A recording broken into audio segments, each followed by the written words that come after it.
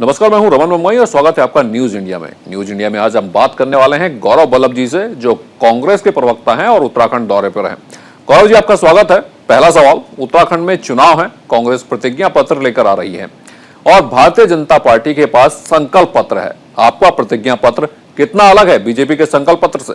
कि 2 तारीख को प्रियंका गांधी जी वर्चुअली डिजिटल माध्यम से उस प्रतिज्ञा पत्र, जिसको हम उत्तराखंडी स्वाभिमान प्रतिज्ञा पत्र कहते हैं, शपथ पत्र कहते हैं, उसको हम उत्तराखंड के लोगों के सामने रखेंगे और वह उत्तराखंड की सारी 70 की 70 कॉन्स्टिट्यूएंसीज में उस समय डिजिटल माध्यम से कोरोना प्रोटोकॉल का ध्यान में रखते हुए सारी जगह पे उसका लाइव प्रसारण होगा। डिजिटली पूरे 70 के 70 विधानसभा क्षेत्रों से लोग उस प्रतिज्ञा पत्र के जब हम उत्तराखंड के लोगों के सामने रखेंगे उसमें जुड़ेंगे।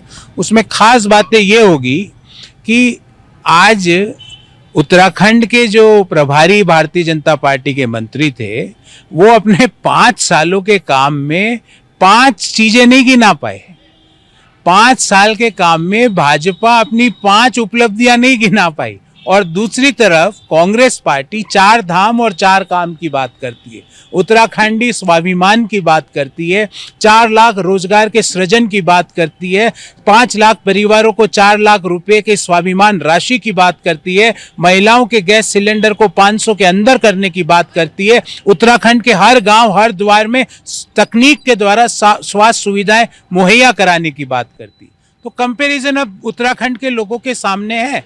एक तरफ तो एक पार्टी है जो अपने 5 साल की 5 उपलब्धियां नहीं गिना पाई और मैं तो अब उनके लिए क्वेश्चन, कमजोर छात्र के लिए शिक्षक क्वेश्चन इजी कर रहा है। वो इजी है, 5 छोड़ दीजिए, 1 गिनाइए। वो 1 भी नहीं गिना सकते, कुछ किया हो तो गिनाएंगे ना। गौरव जी, आपके बहुत सारे नेता हैं जो पार्टी छोड़कर चले गए, जैसे किशोर उपाध्याय जी छोड़ गए चले गए, और आपकी जब लिस्ट आती है तो एक लिस्ट आती है, फिर दूसरी लिस्ट आती है, पहले लिस्ट के नाम बदल जाते हैं। आपके जो कार्यकर्ता हैं, जो पार्टी का झंडा डंडा उठाते हैं, उनके मोराल पर तो इससे बहुत बुरा असर पड़ेगा। आप इसकी ग्राउंड रिपोर्ट लीजिए और मैं पूरी जिम्मेवारी से आपको एक बात कहना चाहता हूं, भाजपा डबल डिजिट में नहीं आ रही है। भाजपा के एमएलए सिंगल डिजिट की एक इनोवा गाड़ी करनी है उनको और उसमें सारे एमएलए बैठ जाएंगे।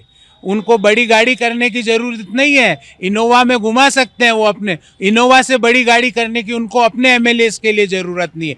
एक गाड़ी के अंदर सारे एमएलए बैठने वाले हैं, क्योंकि जो पार्टी अपने 5 साल के कार्यकाल में एक उपलब्धि ना गिना पाए, वो वोट किस नैतिक आधार से मांगेगी। रही बात आपकी, आपने कहा हमारे कार्यकर्ताओं के बारे में, देखिए कार्यकर्ताओं को भी और उत्तराखंड के लोगों को सबको पता है कि 10 मार्च को कांग्रेस की सरकार यहाँ बनने जा रही है। एक कार्यकर्ता, मैं भी एक छोटा कार्यकर्ता हूँ, मेरे साथ खड़े हुए मेरे भाई भी एक कार्यकर्ता है, मेरे साथ खड़ी हुई मेरी बहन भी कार्यकर्ता है। सबकी अभिलाषा होती है कि पार्टी उस पर विश्वास जताए, उसको चुनाव लड़ने का मौका दे, पर पार्टी नीति, नियत और नेतृत्व के आधार पर निर्णय करती है। और एक बात मैं पूरी जिम्मेवारी से कहता हूं कि कांग्रेस पार्टी अपने किसी भी कार्यकर्ता को निराश नहीं कर सकती। कांग्रेस के लिए पॉलिटिकल पार्टी का मतलब ही सिर्फ उसके कार्यकर्ता है। और जैसा राहुल गांधी जी कहते हैं, अगर कांग्रेस की अगर कोई बैकबोन है तो वो देश भर में फैले, उत्तराखंड के हर गांव में फैले, उत्तराखंड के हर जिले में फैले। स्वाभिमानी कांग्रेस के कार्यकर्ता हैं जिन्होंने 5 साल तक बिना डरे डटकर हर स्तर पर सड़क से लेके विधानसभा तक लड़ाई लड़ी। उन सभी कार्यकर्ताओं को एक छोटे कार्यकर्ता का सलाम। गौरव जी, वही मैं जानना चाह रहा हूं, जैसे संजीव आर्य हैं, यशपाल आर्य हैं, जिन्होंने बीजेपी में मलाई काटी, अब वो कांग्रेस में आ गए हैं, तो उन्होंने किसी ना किसी कांग्रेसी कार्यकर्ता का हक तो मारा ही है। देखिए, आपका जो शब्द है मलाई काटना, अगर मैं इस मलाई काटने को आगे लूं तो आप ये मानते हैं कि भारतीय जनता पार्टी में जो भी नेता और जो मुख्यमंत्री रहे उन्होंने सिर्फ मलाई काटी, ये आपने स्वीकार किया, मुझे अच्छा लगा। नहीं भाई साहब, आपने कहा ना मलाई काटी, तो इसका मतलब त्रिवेंद्र सिंह ने भी काटी, इसका मतलब वो जो बीच में महिलाओं की जीन्स पे टिप्पणी वाले ने भी काटी, इसका मतलब जो अवैध खनन के जो जनक है उन्होंने भी काटी। तो मैं आपको जिम्मेवारी से कह रहा हूं कि माननीय यशपाल आर्य जी कांग्रेस के अध्यक्ष थे पीसीसी के, उनका वापसी में स्वागत किया गया, कार्यकर्ताओं में उनके आने से जोश आया, उनके पुत्र के आने से जोश आया, और उनको जोश आने से कांग्रेस पार्टी में उन्होंने अपना नियत और उनकी नीतियों पे वापस विश्वास जताया। हमने उनको हर्ष, उनकी घर वापसी हुई है, घर वापसी हुई है, वो कोई बाहर से कोई इंपोर्टेड नहीं है, वो उनकी घर वापसी हुई है। और आपको मैं पूरे जानकारी के आधार पे कह सकता हूं कि कुमाऊं में बहुत बड़ी जीत उनके कारण, उनकी जो उन्होंने जो कुमाऊं के लोगों के लिए काम किया है, कुमाऊं के लोगों के लिए हर घर तक बेरोजगार पहुंचाने का पूर्व में काम किया, उनके कारण हमें लाभ मिलेगा। तो चलिए, आप इसे घर वापसी कह रहे हैं, लेकिन ये बताइए कि हरदा की अगुवाई में कांग्रेस तैयार है क्या? अरे हम कह रहे हैं, दो मॉडल है उत्तराखंड के लोगों के सामने। एक मॉडल में 5 साल में एक भी काम नहीं गिना पाते। दूसरा मॉडल है सरकार 10 मार्च को आएगी, उससे पहले 4 धाम 4 काम, उत्तराखंडी स्वाभिमान। आप देखिए, टोपी में हमारी कॉपी कर रहे हैं, हमारे थीम सॉन्ग्स को कॉपी कर रहे हैं। अरे कुछ तो अपना ओरिजिनल लेके आ जाओ। क्या क्या कॉपी, अगर कॉपी करनी है तो उत्तराखंडी स्वाभिमान की कॉपी करो, 4 धाम 4 काम को कॉपी करो, उसके बाद हम मानेंगे कि आपने कुछ किया। गौरव जी, दरअसल एक बात और आपसे मैं पूछना चाहूंगा कि अगर दिल्ली की बात करें तो यहां आम आदमी पार्टी ने आपके पूरे वोट बैंक में सेंध लगा दी और आपके हाथ से दिल्ली की सत्ता चली गई। उत्तराखंड में भी आम आदमी पार्टी चुनाव लड़ रही है और लग रहा है कि कहीं ऐसा ना हो कि जैसे हरिद्वार का इलाका है, रुड़की का इलाका है, या फिर जो तराई का इलाका है, उधम सिंह नगर की इच्छा हो गया, ये पूरा इलाका, वहां आपके वोट बैंक में आम आदमी पार्टी सेंध लगा ले। मुझे नहीं लगता वो चुनाव लड़ रहे हैं, ना उत्तराखंड के लोगों को लगता है कि वो चुनाव लड़ रहे हैं, ना उनका प्रेजेंस यहाँ पे लोगों में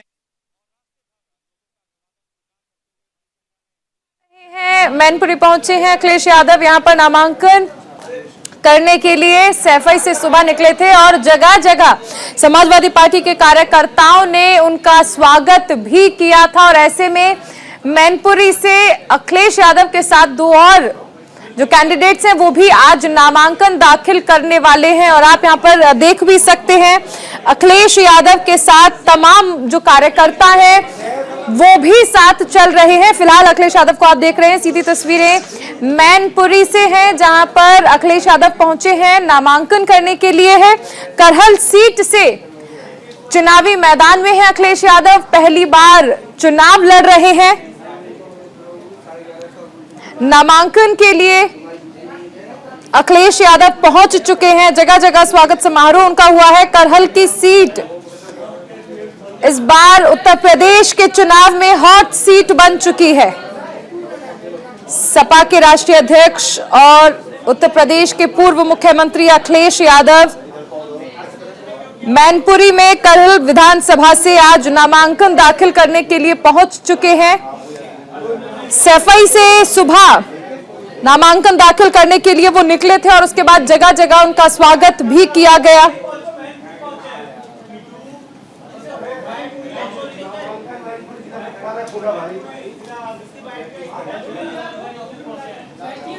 अखिलेश यादव ने नामांकन के लिए निकलते वक्त ट्वीट भी किया था।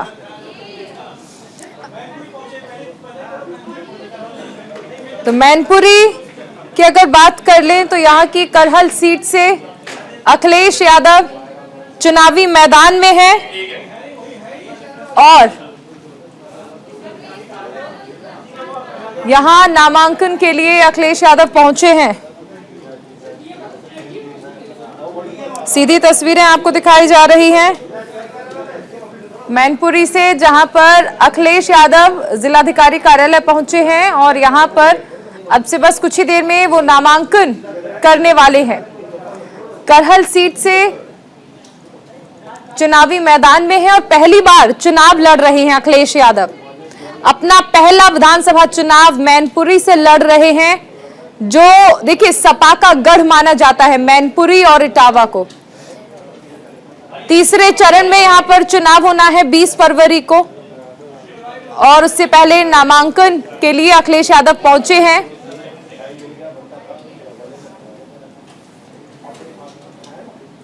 तमाम मुद्दों पर अखिलेश यादव सरकार को घेरते नजर आते हैं और कहीं ना कहीं सपा दावा कर रही है कि इस बार पूर्ण बहुमत से सरकार बनाएगी। छोटे छोटे दलों को सपा इस बार साथ लेकर चल रही है।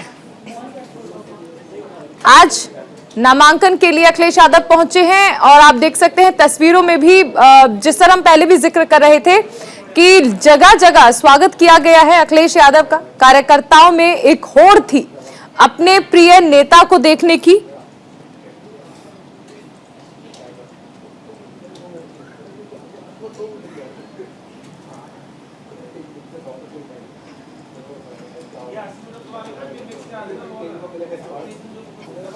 तो इस बार अगर बात कर ले तो मैनपुरी की करहल सीट हॉट सीट में बदल चुकी है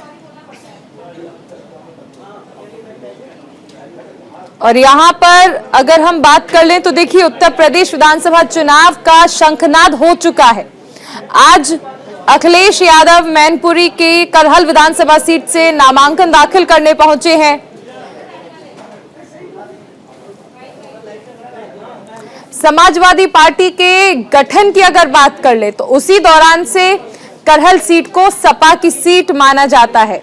लगभग 3 दशक से पार्टी का इस पर कब्जा है। करहल सीट पर सपाइयों का दबदबा जो है वो लगातार देखने को मिला है। मैनपुरी से हमारे साथ संवाददाता शेखर आनंद भी जुड़ गए हैं। शेखर, अखिलेश यादव पहुंच चुके हैं नामांकन दाखिल करने के लिए। बिल्कुल, अखिलेश यादव यहां पहुंचे हैं। ये देखिए आप, इसी विजय रथ यात्रा जो उनकी चल रही है, इसी रथ से अब से कुछ देर पहले अखिलेश यादव पहुंचे हैं। सामने से हट जाइए। और यहां पर बड़ी संख्या में जो मीडिया के लोग यहां पर मौजूद हैं, उन्होंने उससे बात करने की कोशिश की है, लेकिन प्रशासनिक अमला लगातार यहां पर मुस्तैद है। बात उन्होंने नहीं की है। कोशिश जरूर थी कि मीडिया फ्रेंडली वो दिखें, अपना जो उनकी बॉडी लैंग्वेज थी वो काफ़ी कॉन्फिडेंट नज़र आ रहे थे। और इसके साथ साथ मैनपुरी की जो 3 और विधानसभा सीटें, यानी कुल 4 हैं यहाँ पर। करहल से अखिलेश यादव हैं, भोगांव, किशनी और मैनपुरी सदर, इन तीनों सीटों के जो प्रत्याशी हैं वो भी यहाँ पर सुबह से मौजूद थे और वो भी अपना पर्चा यहाँ से अखिलेश यादव के साथ ही दाखिल करेंगे। हमारी उनसे चर्चा भी हुई है। अब से कुछ देर के बाद वो फीड हम अपने दर्शकों को दिखाएंगे। लेकिन इसमें कोई दो राय नहीं है कि अखिलेश यादव खास तौर से मैनपुरी में जिस तरीके से उनका इस्तेकबाल हुआ है, जिस तरीके से वो यहाँ से लड़ने के लिए तैयार हुए और लड़ रहे हैं, उसका नज़ारा आज देख करके ये काफ़ी कुछ क्लियर हो जाता है कि सीट उनको निकालने में अपनी ज़्यादा दिक्कत नहीं होगी। तमाम जो जातीय समीकरण हैं, जो विपक्ष के तमाम कैंडिडेट्स हैं, उन सब से काफ़ी आगे उन्होंने अपने आप को दिखाने की न सिर्फ कोशिश की है बल्कि उसका एक नज़ारा भी हमें सड़कों पर दिखा है। फिलहाल अंदर जो नामांकन की प्रक्रिया है वो चल रही है इस समय और जो 2 सेट में वो 2 सेट में अपना नामांकन करेंगे। 4 उनके प्रस्तावक हैं जो इस समय अंदर मौजूद हैं। 4 लोग हैं जो सहयोगी के रूप में उनके मौजूद रहेंगे। इसी तरीके से बाकी के जो 3 कैंडिडेट्स हैं, भोगांव, किशनी और मैनपुरी सदर के, उनके साथ भी लोग हैं। समाजवादी पार्टी के कई कद्दावर नेता ऐसे हैं, कई शुभचिंतक ऐसे हैं जिनको परमिशन थी, जो अंदर जाने का जिनके पहले से तय था, वो पहले ही अंदर चले गए हैं। अलग अलग समय पर उन्होंने अपनी आमद दर्ज कराई है और यहाँ पूरा आप इलाका, बिल्कुल शेखर, आप नजर बनाए रखें, आगे भी आपके साथ जुड़ेंगे। फिलहाल अखिलेश यादव मैनपुरी की करहल सीट पर नामांकन दाखिल करने के लिए पहुंच चुके हैं। तो मैनपुरी पहुंच चुके हैं अखिलेश यादव अपना नामांकन दाखिल करने के लिए और इसके साथ ही सुबह जब वो सैफई से निकले तो जगह जगह कार्यकर्ताओं ने उनका स्वागत किया। इसके अलावा जो बाकी सीटों पर कैंडिडेट हैं वो भी अखिलेश यादव का इंतजार कर रहे थे नामांकन दाखिल करने के लिए। फिलहाल अखिलेश यादव पहुंच चुके हैं नामांकन दाखिल करने के लिए और जगह जगह उनका स्वागत किया गया। अगर मैनपुरी की करहल सीट की बात कर ले तो पहली बार अखिलेश यादव विधानसभा चुनाव लड़ रहे हैं, अपनी किस्मत आजमाएंगे और ऐसे में अगर हम इस सीट की बात कर ले तो 1993 से लेकर अभी तक ये सीट हमेशा समाजवादी पार्टी के खाते में गई है। सिर्फ एक बार यानी 2022 में वो समीकरण बने थे जब अखिलेश यादव या समाजवादी पार्टी की बात कर ले तो उसके खाते में ये सीट नहीं गई थी। हमारे साथ शेखर आनंद बने हुए हैं। शेखर, 1993 से लेकर अभी तक अगर देखा जाए तो लगातार समाजवादी पार्टी के खाते में ये सीट गई है। 2022 के इतिहास को अगर माफ कीजिएगा 2002 की अगर बात कर ले तो उस दौरान सोबरन सिंह यादव के खाते में चली गई थी, लेकिन बाद में वो भी समाजवादी पार्टी में आ गए। तो कहा जा सकता है कि हमेशा से मजबूत गढ़ रहा है और ये सीट हमेशा से उस दौरान भी सपा के खाते में गई जिस वक्त मोदी लहर ने समीकरण बदल दिए थे। बिल्कुल, देखिए इसका इक्वेशन भी आप समझ लीजिए, मैं आपको बता देता हूं। 3,71,000 वोटर हैं करहल विधानसभा सीट पर और इसमें 1,44,000 यादव मतदाता हैं। इसके अलावा 14,000 के आसपास ब्राह्मण हैं, 34,000 के आसपास शाक्य हैं, 14,000 के आसपास ही मुस्लिम हैं। तो इस तरीके से ये जो जातियों का फ्रैक्शन है वो बताने के लिए काफी है कि अगर 3,31,000 में से 1,44,000 यादव मतदाता हैं और ज्यादातर समाजवादी पार्टी के साथ में जुड़े रहे हैं या उनका एक इनबिल्ट जिसको कहते हैं कि जुड़ाव हो ही जाता है, खासतौर से जब अखिलेश यादव या मुलायम सिंह यादव ये यहां से कैंडिडेट होते हैं, बगल में इटावा है, तो जाहिर सी बात है कि ये सीट कहीं ना कहीं ज्यादा आसान हो जाती है। इसके अलावा थोड़ा सा आप और समझिए, जो करहल विधानसभा सीट है, ये जो आगरा लखनऊ एक्सप्रेसवे बना है, इसके बिल्कुल सटी हुई जगह है जहां से रास्ता जब उतरता है नीचे मैनपुरी में आने के लिए तो हम करहल से ही नीचे उतरे, जो कट था करहल का ही था। इससे 6 किलोमीटर आप आगे चले जाएंगे तो जहां पर सैफई महोत्सव होता है उसका गेस्ट हाउस बना हुआ है। सैफई महोत्सव उसी जगह पे होता है। सैफई यादव परिवार का घर है। तो ये बहुत सटा हुआ मामला है और जिस तरीके से लोगों को एक कौतूहल रहता है कि भाई हम यादव परिवार से ही जुड़े हुए हैं, वो इस करहल विधानसभा सीट से कहीं ज्यादा अप्रोच नजर आती है। वैसे तो मैनपुरी हो गया, इटावा हो गया, कन्नौज हो गया, एटा हो गया, ये 3-4 जिले जो आसपास के हैं इनके लोग अपने आप को जुड़ा हुआ बताते हैं, लेकिन मैनपुरी इटावा ये दोनों ज्वाइंट सेक्शन में बोले जाते हैं। मैनपुरी जैसे अमृतसर लाहौर बोला जाता है, लखनऊ कानपुर, वैसे ये मैनपुरी इटावा, तो ये नाम चलता है उत्तर प्रदेश में। इसके अलावा इसके साथ साथ बड़ी चीज ये है, जब अखिलेश यादव करहल से विधानसभा का पर्चा भर रहे हैं, मुलायम सिंह 3 बार चीफ मिनिस्टर रहे, 1 बार अखिलेश यादव चीफ मिनिस्टर रहे, लेकिन यहां मैनपुरी से जहां से नेताजी सांसद चुने जाते रहे या जो समाजवादी पार्टी का गढ़ कही जाती रही है ये लोकसभा या विधानसभा, यहां से जब वो चीफ मिनिस्टर बने तो मुख्यमंत्री वो यहां से विधायक नहीं थे।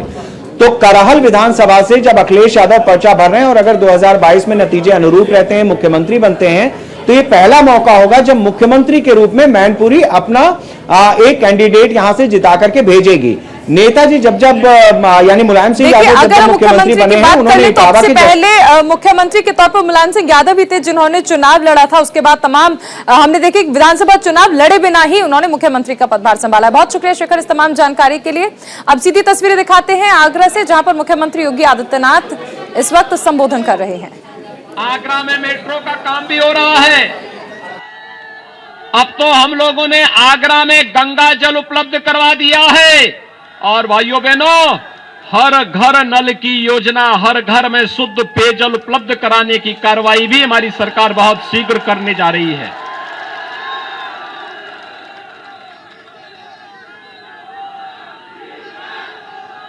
पिछली सरकार ने समाजवादी पार्टी के नेतृत्व की जो सरकार थी, उस सरकार ने गरीबों का, वृद्धजनों का, विधवा महिलाओं का, दिव्यांगजनों की पेंशन को बंद कर दिया था। हमारी सरकार 1 करोड़ वृद्धजनों को, विधवा महिलाओं को, दिव्यांगजनों को 12,000 रुपए सालाना पेंशन की सुविधा उपलब्ध करवा रही है। ये हमारी गरीब कल्याण की योजना को प्रदर्शित करता है। कुंवारी कन्याओं के लिए कन्या सुमंगला योजना, ये भारतीय जनता पार्टी की सरकार लेके आई।